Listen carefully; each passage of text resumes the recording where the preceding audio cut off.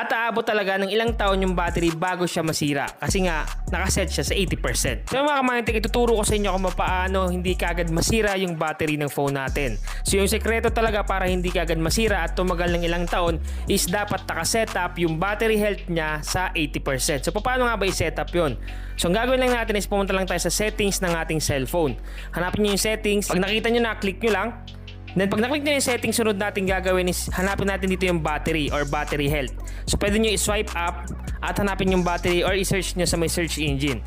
Pero sa akin, hanapin ko na yung battery. So click mo lang yung battery pag nakita mo na. Then pag andito ka na sa battery, ito yung makikita nyo.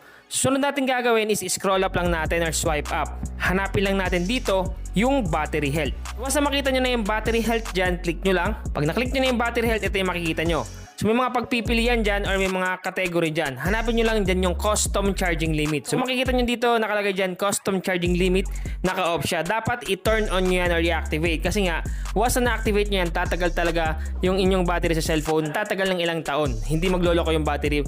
Basta naka-custom charging limit siya. Sabi din dito sa baba, set a charging limit based on your needs. It's recommended to set the charging limit between 80% to 90% to slow down battery aging. So ibig sabihin lang pag naka-activate yung custom charging limit is talagang tatagal masira yung battery kasi nga ililimit niya, halimbawa nag-charge ka, ililimit niya yung pag-charge sa 80 to 90%. So pipili ka lang, isi-set up mo lang kung 80% or 90% to slow down battery aging. So hindi kaagad masisira talaga yung battery basta naka-set up yung custom charging limit natin dito. So ang gagawin mo lang para ma-activate, turn on mo lang yan. Pag na-turn on mo na, nakalagay dyan yung pinakauna is 80%. Pag minove mo dito, 85, sunod 90, 95, and 100. So yung recommended daw is 80% to 90%. So para sa akin, mas maganda 80% nyo lang ilagay or set up.